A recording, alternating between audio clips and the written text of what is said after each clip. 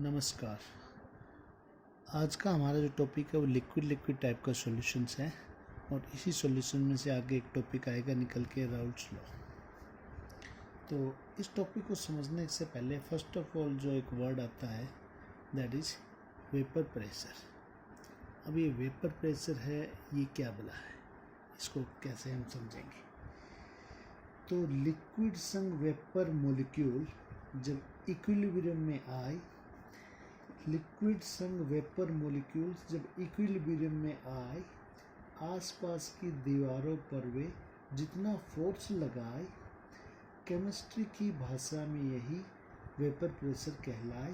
Chemistry की भाषा में यही वेपर प्रेशर कहलाए। ये देखिए एक सिस्टम है। अब इस सिस्टम में देखिए यहाँ पर ये आपने इसमें लिक्विड के मोलिक्यूल लिए, ये जो लिक्विड फेज है। अब इसको ऊपर से आपने लिड ढक्कन लगा दिया। इनिशियली क्या होता है कि लिक्विड के मोलिक्यूल वो ज़्यादा अमाउंट में होते हैं, धीरे धीरे कुछ मोलिक्यूल में से लिक्विड में से वेपर फेज में चले जाते हैं। अब जब ये लिक्विड में से वेपर फेज में जाते हैं तो ये आसपास दीवारों पे टकराते हैं, कुछ उनमें मोलिक्यूल वापस अपनी एनर्जी लॉस करके और वापस लिक्विड फेज में आते हैं। कुछ समय तक ये क्रम चलता है। फिर एक टाइम ऐसा आता है कि जब ये वेपर फेज के मोलिक्यूल और लिक्विड फेज के मोलिक्यूल दोनों इक्विलिब्रियम में आ जाते हैं। यानी उस समय जितने मोलिक्यूल लिक्विड से वेपर फेज में जा रहे हैं उतने मोलिक्यूल वेपर फेज से लिक्विड फेज में आ रहे हैं। अब उस दौरान ये जो वेपर फेज में जो मोलिक्यूल है, ये देखिए इधर जो कुछ तो ये छत के ऊपर जो है रूफ है, लीड पे प्रेशर लगा रहे हैं, फोर्स लगा रहे हैं। कुछ ये आपस में टकरा के इधर वॉल पे फोर्स लगा रहे हैं, इधर कुछ ये नीचे जो बॉटम है उस पर फोर्स लगा रहे हैं। तो यही जो इनके जो वेपर के मोलिक्यूल का जब इक्विलिब्रियम की स्टेज में उसी टेम्परेचर पे जब ये प्रेशर जो बनता है, जो फोर्स लगता है, इसी फोर्स को हम वेपर प्रेशर कहते हैं। तो इसकी डेफिनेशन देखिए, the pressure exerted by the vapour above the liquid surface in equilibrium with the liquid at a given temperature is called the vapor pressure of the liquid। तो ये जो वेपर के molecule इस लिक्विड के साथ जब equilibrium में आ जाते हैं उस टेम्परेचर पे, तब ये जितना चारों तरफ प्रेशर डाल रहे हैं, जितना फोर्स लगा रहे हैं, उसी को हम क्या बोलते हैं, वेपर प्रेशर बोलते हैं। अब इस लिक्विड से जैसे मान लो ये सॉल्यूशन बना दिया आपने, तो यहाँ पर अब दो कंपोनेंट हो गए। अब सेम इसी तरह यहाँ पर क्या हो जाएगा, दोनों कंपोनेंट अगर वोलेटाइल है तो दोनों के दोनों मोलिक्यूल वेपर फेज में आएंगे। फिर वो दोनों इक्विलिब्रियम में आने पर जितना प्रेशर लगाएंगे वो इस सॉल्यूशन का वेपर प्रेशर हो जाएगा। तो अब ये जो वेपर प्रेशर है, अब ये वेपर प्रेशर क्या होता है कि ये किन किन चीज़ों पे डिपेंड करता है। तो उसके लिए दो बातें मैं कहूँगा कि जो दो बातों पे करता निर्भर लिक्विड की नेचर और टेम्परेचर। तो ये जो वेपर प्रेशर है लिक्विड का, इट डिपेंड्स अपॉन, ये दो चीज़ों पर डिपेंड करता है, नेचर ऑफ द लिक्विड का मतलब, कहने का मतलब क्या है कि जो मोर वोलेटाइल लिक्विड है, वोलेटाइल यहाँ बोलते हैं जिसमें जो आसानी से वेपर में कन्वर्ट हो जाए। जैसे स्प्रिट हम डाल देंगे तो तुरंत वो उड़ जाएगा, पेट्रोल हम डाल देंगे तुरंत वो उड़ जाएगा, तो दैट इज़ मोर वोलेटाइल। तो वोलेटाइल अगर जो है मोर वोलेटाइल है उसका जो वेपर प्रेशर है वो हाई होगा, और जो लेस वोलेटाइल है उसका वेपर प्रेशर लो होगा। तो ये नेचर ऑफ द लिक्विड पे डिपेंड करता है। दूसरा ये डिपेंड करता है टेम्परेचर पे। अब टेम्परेचर पे देखिए कैसे, higher the temperature higher the vapour pressure, यानी ये डायरेक्टली प्रोपोर्शनल है। यानी हाई टेम्परेचर पे वेपर प्रेशर हाई होगा, लो टेम्परेचर पे वेपर प्रेशर लो होगा। इसीलिए गर्मियों में कपड़े जल्दी सूखते हैं और सर्दियों में कपड़े धीरे सूखते हैं। तो ये आपने अभी देखा वेपर प्रेशर, और ये किन किन चीज़ों पे डिपेंड करता है। अब आप देखिए इस वेपर प्रेशर को, जैसे अभी आपने एक सिस्टम देखा, ये एक सिस्टम देखिए दोबारा। अब इसमें देखिए आपने एक सॉल्वेंट ए है, इस सॉल्वेंट का सिस्टम है, ये ढक्कन लगाया हुआ ऊपर से, इसके अंदर ये इसके लिक्विड फेज है, इसकी वेपर फेज है। जब इक्विलिब्रियम में आ जाते हैं तब यहाँ पर इसके अंदर वेपर प्रेशर बनता है। तो जो ए कंपोनेंट है सॉल्वेंट जिसको हम बोल रहे हैं, ए कंपोनेंट का जो वेपर प्रेशर है उसको हम, यानी इस पूरे चैम्बर का जो प्रेशर है, यानी ये जो पी, इसको हम देते हैं पी ए से, और इसको हम इंडिकेट करते हैं पी ए नोट से। अब यहाँ पर पी ए नोट क्या है, पी ए नोट है आपका वेपर प्रेशर और प्योर कंपोनेंट है। इसी तरह जब ये दूसरा जो मान लो आपका चैम्बर है, दूसरा वेसल्स है जिसमें आपने क्या सॉल्यूट या कंपोनेंट बी डाल रखा है। अब यहाँ पर देखिए इसका लिक्विड फेज है, इसका वेपर फेज है। जब दोनों इक्विलिब्रियम में आएंगे तब ये जो मोलिक्यूल्स फोर्स लगाएंगे, जो प्रेशर सीक्रेट एक्सक्रीट करेंगे, इस प्रेशर को वेपर प्रेशर कहते हैं। तो जो बी कंपोनेंट का जो इस पूरे चैम्बर का वेपर प्रेशर, ये जो पी, इसको हम पीबी से इंडिकेट करते हैं और PB becomes equal to PB nought. अब यहाँ पर पीबी नोट आपको ये बता रहा है कि इसमें अकेला अकेला बी कंपोनेंट है, पी ए नोट आपको बता रहा है कि इसमें अकेला अकेला ए कंपोनेंट है। इसलिए जो पूरे चैम्बर का जो प्रेशर है वो बराबर होगा वेपर प्रेशर ऑफ प्योर ए। इसी तरह इस पूरे चैम्बर का जो प्रेशर है वो बराबर होगा vapour pressure of pure B. पर क्या होता है जब आप इन दोनों को मिक्स कर देते हो तो now it becomes a solution. अब ये सॉल्यूशन बन गया। अब इस सॉल्यूशन में यहाँ पर देखिए इसमें दोनों के पार्टिकल आ गए लिक्विड फेज में, अब ये वेपर में जाएंगे क्योंकि दोनों के दोनों वोलेटाइल है, क्योंकि हम लिक्विड टाइप के सॉल्यूशन के बारे में डिस्कस कर रहे हैं जैसे मैंने स्टार्टिंग में बताया था। तो यहाँ पर दोनों के दोनों पार्टिकल वेपर फेज में जा रहे हैं। तो अब यहाँ पर जो ये जो ए टाइप के पार्टिकल है यानी जो सॉल्वेंट के पार्टिकल उनके द्वारा जो इसमें जो प्रेशर है वो है ये पोर्शन पीबी, इसको हम पीबी से इंडिकेट करेंगे यानी partial pressure of B component. इसी तरह जो ए कंपोनेंट जो मतलब है जो है उनका जो प्रेशर है वो partial pressure of A component, यानी जो सोल्यूट का है वो पीबी है, सॉल्वेंट का जो पी है। और इन दोनों को अगर आपने इस पूरे चैम्बर का प्रेशर फाइंड आउट करना है तो अब इसके लिए फिर क्या था, इसके लिए डाल्टन ने एक बात कही थी कि पार्शियल प्रेशर जब एक का दूसरे में जोड़ा जाता है, जब पार्शियल प्रेशर जब एक का दूसरे में जोड़ा जाता है, टोटल प्रेशर सॉल्यूशन का डाल्टन महोदय बतलाता है। टोटल प्रेशर इस सॉल्यूशन का डाल्टन महोदय बतलाता है। तो देखिए जब आप ए का पार्शियल प्रेशर यानी ए कंपोनेंट का प्रेशर, बी कंपोनेंट का pressure, partial pressure of B, जब आप दोनों को जोड़ देते हो तो ये पूरे सॉल्यूशन का वेपर प्रेशर बन जाता है जिसको बोलते हैं वेपर प्रेशर ऑफ सॉल्यूशन। और ये बात डाल्टन ने कही थी।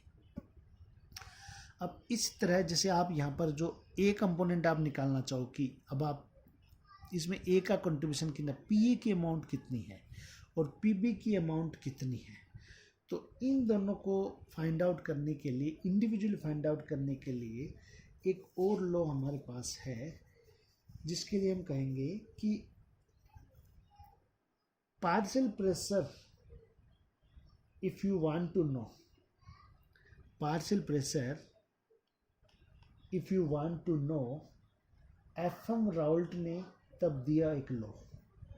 Partial pressure if you want to know, FM Raoult ने तब दिया एक लॉ। मोल फ्रैक्शन को किसी कंपोनेंट के, मोल फ्रैक्शन को किसी कंपोनेंट के अपने ही प्योर प्रेशर से बढ़ाया, मोल फ्रैक्शन को किसी कंपोनेंट के अपने ही प्योर प्रेशर से बढ़ाया, उस कंपोनेंट का पार्शियल प्रेशर निकल के बाहर आया। उस कंपोनेंट का मोल फ्रैक्शन को किसी कंपोनेंट के, मोल फ्रैक्शन को किसी कंपोनेंट के अपने ही प्योर प्रेशर से बढ़ाया, उस कंपोनेंट का पार्शियल प्रेशर निकल के बाहर आया। तो इसको इंडिकेट करने के लिए राउल्ट्स ने एक लॉ दिया था, इसको हम राउल्ट्स लॉ कहते हैं। अब देखिए राउल्ट्स लॉ में क्या है ये, यहाँ पे it state that for a solution of volatile liquids, एक वोलेटाइल लिक्विड का सॉल्यूशन है, the partial pressure of each component of the solution is directly proportional to its mole fraction present in the solution. यानी A component का जो partial pressure है वो उसके mole fraction जाई ए से डायरेक्टली प्रोपोर्शनल है, बी कंपोनेंट का जो पार्शियल प्रेशर है उसके जो कंपोनेंट है जाई बी से डायरेक्टली प्रोपोर्शनल है। और जब आप इस प्रोपोर्शनलिटी को इक्वलिटी में कन्वर्ट करना चाहते हैं तो देन आप एक कांस्टेंट लेते हैं, तो P A becomes equal to P A nought xi A. अब यहाँ पर पी ए नॉट वैसे तो कांस्टेंट ऑफ प्रोपोर्शनलिटी है, पर ये पी ए नॉट वही है जो भी हमने देखा था pure pressure of component A. और इसी तरह यहाँ पर P B is directly proportional to xi B, और इक्वल करने के लिए P B is equal to P B nought xi B. अब यहाँ पर ये कांस्टेंट ऑफ प्रोपोर्शनल जो पी बी नॉट लिया है, ये पी बी नॉट वही है pure vapour pressure of component B, यानी जब बी अकेला होता और ये जब ए अकेला था। तो ये आपका राउल्ट्स लॉ के दो जो है अलग अलग इंडिविजुअल के राउल्ट्स लॉ निकाल दें। अब जब डाल्टन लॉ को इसके साथ कंबाइन करेंगे तो आपका टोटल जो सॉल्यूशन का जो प्रेशर है यानी ए और बी को जब आप कंबाइन करके जोड़ देंगे तो देन डाल्टन लॉ के अकॉर्डिंग टोटल जो आपका प्रेशर है सॉल्यूशंस का वो आ जाएगा। अब इसी को थोड़ा सा मैथमेटिकली इसका डेरिवेशन देखते हैं। तो देखिए यहाँ पे सबसे पहले according to Raoult's law P is directly proportional to xi A, PB is directly proportional to xi B. Equal करने के लिए P is equal to PA nought xi A. अब यहाँ पर PA not pure vapour pressure of component है. इसी तरह PB is equal to PB nought xi B और PB not is pure vapour pressure of xi B. ये आपकी equation 1 है, ये आपकी इक्वेशन 2 है. जहाँ पर PA नॉट है वो वेपर प्रेशर ऑफ प्योर है और PB नॉट है vapour pressure of pure B है. अब एज पर डाल्टन्स लॉ, जब आप दोनों के पार्शियल प्रेशर को जोड़ दें तो टोटल प्रेशर आ जाता है. अब इसमें हम क्या करते हैं जी, फर्स्ट और putting the values from first और सेकंड की वैल्यू इसमें पुट कर देंगे. PA की जगह PA की वैल्यू फर्स्ट से, PB की जगह PB की वैल्यू सेकंड से. तो देन हमारे पास ये इक्वेशन आती है total pressure is equal to PA nought xi A, PA nought xi A, PB nought xi B, PB nought xi B. तो ये आपकी PB नॉट xi B इसकी जगह रख दी. अब जब आप इसमें से क्या करेंगे, यहाँ पर एक चीज़ और देखिए, अभी हमने जब मोल फ्रैक्शन जो कंपोनेंट जो हमने पढ़ा था टॉपिक, तो वहाँ पर हमने देखा था xi A plus xi B, यानी टोटल जो मोल फ्रैक्शन है सभी कंपोनेंट का वो यूनिटी होता है, 1 के बराबर होता है. अब इसमें से मुझे अगर xi A निकालना था, इसको मैं इधर ले जाऊँगा तो xi A is equal to 1 minus xi B. अब ये जो xi A की वैल्यू है ये हम क्या कर सकते हैं, इस वाली इक्वेशन में xi A की जगह रख सकते हैं. इसी तरह यहाँ से हम xi B की वैल्यू भी निकाल करके इस वाले में xi B में रख सकते हैं. ऐसा हम इसलिए करते हैं कि अभी हमें दो मोल फ्रैक्शन निकालने पड़ते हैं, बट अगर एक की वैल्यू हम पुट करते हैं, जैसे यहाँ xi A के बराबर मैं 1 माइनस xi B रख देता हूँ, तो मुझे कंपोनेंट A कंपोनेंट B दोनों के मोल फ्रैक्शन कैलकुलेट करने की जरूरत नहीं पड़ेगी. तब मुझे सिर्फ एक ही कंपोनेंट के मोल फ्रैक्शन से काम चल जाएगा. तो बहरहाल हम यहाँ पर xi A की जगह हम लिख रहे हैं 1 माइनस xi B. तो यहाँ पर मैंने क्या लिखा, PT is equal to PA nought xi की जगह ब्रैकेट में 1 minus xi B plus PB nought xi B, PB nought xi B. अब जब आप इस ब्रैकेट को ओपन करेंगे, खोलेंगे, तो PA नोट इंटू 1, तो PA naught minus PA naught into xi B, PA naught into xi B plus PB naught into xi B as it is आ गया. अब ये भी xi B का कंपोनेंट, ये भी xi B का कंपोनेंट, इन दोनों में से xi B कॉमन आ जाएगा. कॉमन आने से पहले हम क्या करेंगे, इसको इधर रख देंगे, इसको इधर रख देंगे, क्योंकि ये माइनस का है, ये प्लस का है. तो पहले हम इसको आगे रख लेंगे, इसको पीछे रख लेंगे और xi B इनमें से बाहर निकालेंगे, कॉमन ले लेंगे. तो देखो xi B कॉमन लेने पर, चूँकि मैंने ये पहले ये प्लस वाला आगे कर लिया था तो PB नोट, फिर माइनस वाला पीछे कर लिया था तो माइनस PA नोट, और इधर ये आपका आ गया PA. तो ये टोटल प्रेशर जो आपका किसके बराबर आ गया, PA nought plus PB nought minus PA nought to xi B. अब यहाँ पर देखिए ये जो PB nought minus PA nought है, इसमें क्या है, PB नोट है वो ज़्यादा वोलेटाइल है PA नोट से, मोर वोलेटाइल देन PA नोट, इसलिए हमने ये लिया. अगर PA नोट ज़्यादा वोलेटाइल होता तो फिर हम क्या करते, इसमें दूसरे वाला, फिर हम xi A वाले कंपोनेंट की वैल्यू रखते, तो फिर xi B वाले कंपोनेंट की यहाँ वैल्यू रखते, और फिर यहाँ पर ये PA नोट आगे आया था और PB नोट पीछे आया था. तो इसी को लेके जो आपके जो राउल्स लॉ की जो आपके जो इक्वेशन है, इसको हम ऐसे भी याद कर सकते हैं कि मोर वोलेटाइल के प्योर प्रेशर से, देखिए मोर वोलेटाइल PB नोट है, तो मोर वोलेटाइल के प्योर प्रेशर से लेस वोलेटाइल का प्योर प्रेशर घटा दो, मोर वोलेटाइल के प्योर प्रेशर से लेस वोलेटाइल का प्योर प्रेशर घटा दो, और दोनों के इस अंतर को मोर वोलेटाइल के मोल फ्रैक्शन से बढ़ा दो. मोर वोलेटाइल के प्योर प्रेशर से लेस वोलेटाइल का प्योर प्रेशर घटा दो, और दोनों के इस अंतर से मोर वोलेटाइल का मोल फ्रैक्शन बढ़ा दो. गुणा घटाव जो भी आए लेस वोलेटाइल के प्योर प्रेशर में दो जोड़, गुणा घटाव जो भी आए लेस वोलेटाइल के प्योर प्रेशर में दो जोड़, टोटल प्रेशर निकालने का ये राउल्स लॉ है बेजोड़. टोटल प्रेशर निकालने का ये राउल्स लॉ है बेजोड़. तो इस तरह से आप क्या कर सकते हैं कि जो मोर वोलेटाइल के प्योर प्रेशर में लेस वोलेटाइल का प्योर प्रेशर घटा के डिफरेंशिएट करके इसमें से डिफरेंस, और इसको जो मोर वोलेटाइल के मोल फ्रैक्शन से इसको मल्टीप्लाई कर दिया, फिर ये जो भी मल्टीप्लिकेशन है उसको लेस वोलेटाइल के प्योर वेपर प्रेशर में जोड़ दिया, तो देन आपके पास टोटल वेपर प्रेशर आ गया। ये आपका राउल्ट्स लॉ। अब इसका देखिए इसमें क्या आता है, इसकी ग्राफिकल इक्वेशन है। तो कहने का मतलब यहाँ पर आप इस चैम्बर में जो टोटल प्रेशर जो आपका इस वाले में, तो टोटल प्रेशर आपका PA0 और PA और PB कैसे करके राउल्ट्स लॉ की हेल्प से फाइंड आउट कर सकते हैं।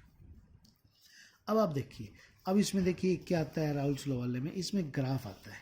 तो ग्राफ भी काफ़ी इंपॉर्टेंट है, तो उस ग्राफ के बारे में थोड़ा सा हम डिस्कस करते हैं। देखिए यहाँ पर क्या है कि जो ए कंपोनेंट था, तो देखिए P जो आपका था, यहाँ पर हमने ग्राफ में लिया क्या है, एक्स एक्सिस में हमने प्रेशर लिया है यानी प्रेशर है, और वाई एक्सिस में हमने मोल फ्रैक्शन लिया। इसी तरह इसको मैंने थोड़ा सा उल्टा साइड में लिया, क्योंकि इन दोनों को मैं कंबाइन एक साथ कंबाइन करूँगा तो फिर दोनों दिक्कत नहीं आएगी, इसलिए मैंने ये इस साइड से लिया, बाकी है यही वही। तो ये आपकी वाई एक्सिस है, ये एक्स एक्सिस है, यहाँ पर इसमें जीरो, यहाँ ये ऐसे स्टार्ट हो रहा है, ये भी डायरेक्टली प्रोपोर्शनल है, इसमें जीरो यहाँ, तो ये स्टार्ट हो रहा है, यानी ओरिजिन इसका यहाँ पे, इसका ओरिजिन यहाँ पे। तो वाई एक्सिस पे प्रेशर है, एक्स एक्सिस पे मोल फ्रैक्शन है। तो देखिए इसमें, तो सबसे पहले इधर देखिए, जब आप यहाँ पर जो ए कंपोनेंट का जो है मोल फ्रैक्शन और इधर इसका ए कंपोनेंट का वेपर प्रेशर, तो यहाँ पर एक जो रिलेशनशिप आता है वो डायरेक्टली प्रोपोर्शनल एक स्ट्रेट लाइन इस तरह से आती है। इस एंड पे जहाँ पर मोल फ्रैक्शन ए कंपोनेंट का जीरो है, मोल फ्रैक्शन ए कंपोनेंट का जीरो है, इसका मतलब क्या हुआ कि इस चैम्बर में सिर्फ और सिर्फ आपका कोई ए का मॉलिक्यूल प्रेजेंट नहीं है, तो इसलिए मोल फ्रैक्शन जीरो होगा, तो यहाँ पर वेपर प्रेशर भी जीरो हो जाएगा। फिर जैसे जैसे आप इधर से इधर चलते हो तो ए के जो नंबर ऑफ मॉलिक्यूल्स वो बढ़ते हैं, बढ़ते बढ़ते इस एंड पे मोल फ्रैक्शन हो जाता है 1। मोल फ्रैक्शन जब 1 हो जाता है, इस डायग्राम में देखिए मोल फ्रैक्शन जब 1 हो जाता है, तो इसका मतलब एक क्षेत्र इसी का मतलब यहाँ पर एकाधिकार हो गया, मतलब इसी का राज हो गया। अब यहाँ पर जो टोटल प्रेशर है वो सिर्फ इसी की वजह से है। तो इस एंड पे जब when mole fraction equals to 1, तो जो टोटल जो प्रेशर है वो आपका बराबर हो जाता है PA0, यानी पर ये इकलौते जो ए कंपोनेंट है जब अकेला वही है उसी का वेपर प्रेशर है। तो this is the maximum amount of pressure which we can find out, जो हम इसमें फाइंड आउट कर सकते हैं। इसी तरह यहाँ पर हमने क्या किया, यहाँ से हमने इसका ओरिजिन लिया है, तो जो बी कंपोनेंट यहाँ पर जीरो है, जीरो है तो मतलब इस चैम्बर में कोई भी बी का मॉलिक्यूल नहीं है, तो जो प्रेशर है वो जीरो हो गया। फिर जैसे जैसे हम इसमें बी के पार्टिकल के जो अमाउंट बढ़ाएंगे, तो यहाँ पर देखिए बी के पार्टिकल के अमाउंट बढ़ाएंगे तो कर्व आपके आगे बढ़ेगी। इस एंड पे यहाँ पे जहाँ पर जाई बी इक्वल टू 1, यानी अब अकेला अकेला आपका बी कंपोनेंट है इसमें, अब बी कंपोनेंट अकेला अकेला इसके अंदर, तो जो टोटल प्रेशर है वो बराबर किसके आ गया, वो टोटल बराबर आ गया PB0 के। तो इस तरह से यहाँ पर देखिए जहाँ पर जाई बी इक्वल टू 1, यानी अकेला एकमात्र यही मॉलिक्यूल इसमें अवेलेबल है, तो एट दैट टाइम जो आपका टोटल प्रेशर है वो बराबर किसके हो गया, ये जाई बी PB0 के। तो ये प्योर फॉर्म में इसका प्रेशर, हाईएस्ट प्रेशर जो इसके अमाउंट जो वेपर प्रेशर की, और यहाँ पर ये इसकी है। अब आप इन दोनों ग्राफ को जब आप कंबाइन कर देते हैं तो राउल्ट्स लॉ के अकॉर्डिंग, फिर ये तो आपके राउल्ट्स लॉ के अकॉर्डिंग, फिर इन दोनों को कंबाइन कर देते हैं तो डाल्टन लॉ भी इसमें कंबाइन हो जाता है। तो देखिए आपके पास ये जो ग्राफ की इक्वेशन है, इस तरह से इक्वेशन आ गई यहाँ पे। अब इस ग्राफ की इक्वेशन में देखिए, partial and total vapour pressure curve for solutions that follow Raoult's law, यानी पार्शियल और टोटल वेपर प्रेशर दोनों इससे हम निकाल सकते हैं। तो देखिए मैंने यहाँ पर क्या किया, ये वाला कंपोनेंट है जो ए वाला है, और ये वाला कंपोनेंट है बी वाला, मैंने इधर से लिया है।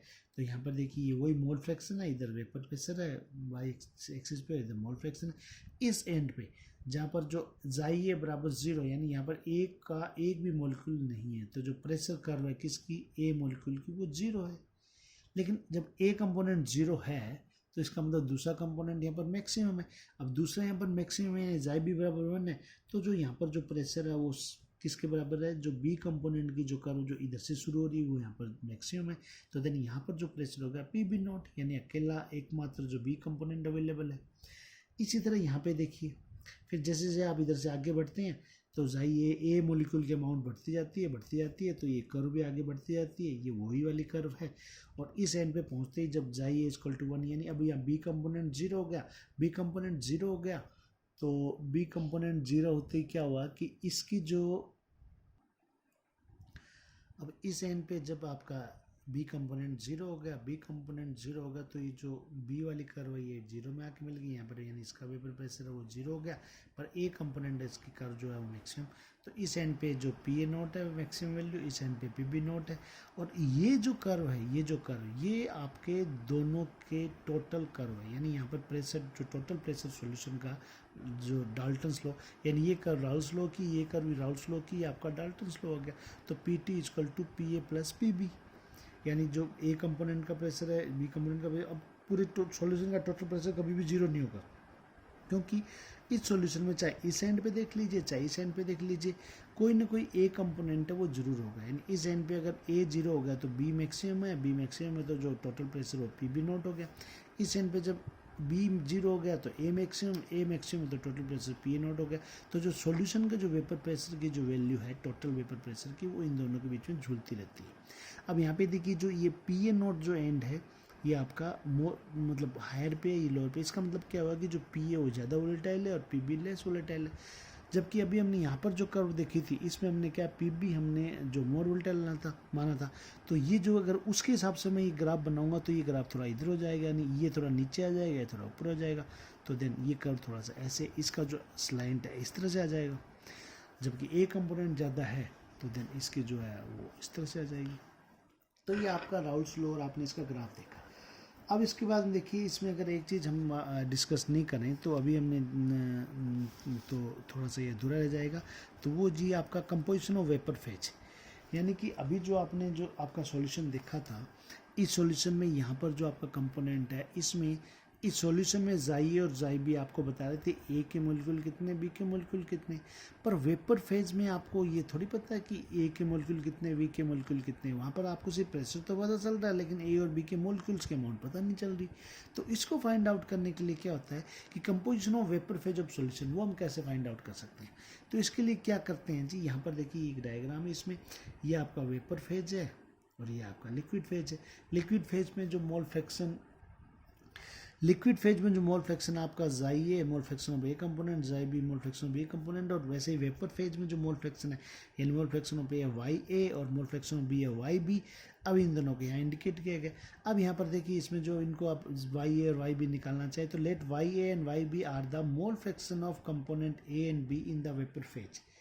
यानी वेपर फेज में जो मोल कंपोनेंट ए और बी है जो है ये आपके इसके अंदर अगर निकालना चाहें इन वेपर फेज रेस्पेक्टिवली तो क्या होगा, तो वाई ए यानी mole fraction of A component in vapour phase बराबर हो जाएगा partial pressure of A upon total pressure.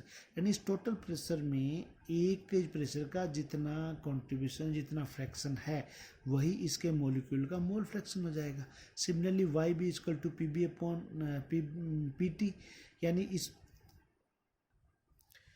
यानी कि अब यहाँ पर जो टोटल प्रेशर में, इस टोटल प्रेशर में बी का जो वेपर प्रेशर जितना उसका फ्रैक्शन है वही इसके नंबर ऑफ पार्टिकल का फ्रैक्शन है, मोल फ्रैक्शन हो जाएगा वेपर फेज में।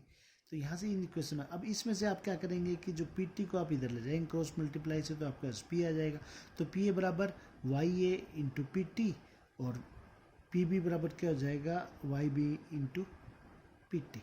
यानी आपको अगर टोटल प्रेशर पता है और आपको मतलब पार्शियल प्रेशर पता है तो आप वाई बी निकाल सकते हैं, और वाई बी आपको पता है तो इससे इसका पार्शियल प्रेशर भी निकाल सकते हैं। अब देखिए इसमें लास्ट एक चीज़ पूछते हैं कि Raoult's law is a special case of Henry's law. कई बार ये क्वेश्चन ये बोर्ड में आया हुआ, ये पूछा जाता है कि राउल्स लॉ हेनरीज लॉ का स्पेशल केस कैसे है। तो देखिए एज पर राउल्स लॉ के हिसाब से क्या है, पी ए इजकल टू,